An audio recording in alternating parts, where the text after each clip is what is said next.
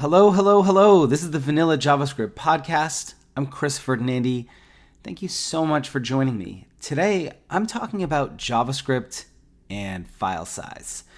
So earlier this week, I was exchanging emails with someone around using frameworks to handle rendering. And I mentioned that for certain types of apps, I like them, but prefer to use smaller libraries like Reef, my own 2.5 kilobyte alternative to Vue, over the extra bloat that a 30 kilobyte JavaScript framework might bring.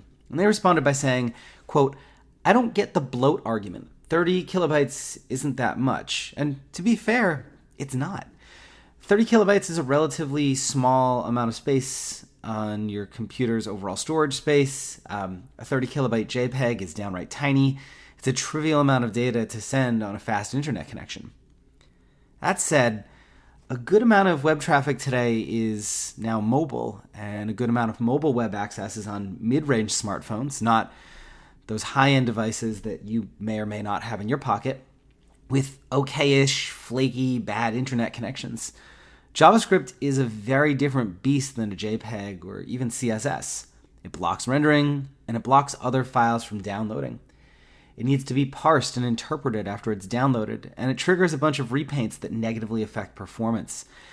Byte for byte, JavaScript is the single most expensive resource that we send down the wire. And that's not me saying that. That's a quote from Adi Osmani over at Google. He's a performance engineer. This is his bread and butter. And he wrote a really great article last year on the real cost of JavaScript that I'm going to link to in the show notes, and I definitely recommend you check out. It really gets into the nitty-gritty on why JavaScript impacts performance in such a severe way compared to some of the other parts of the stack.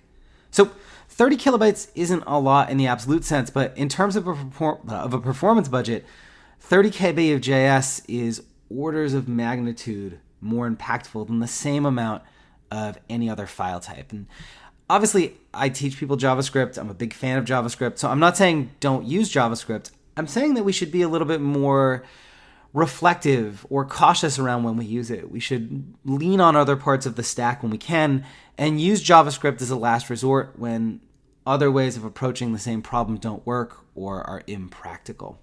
So that's it for today.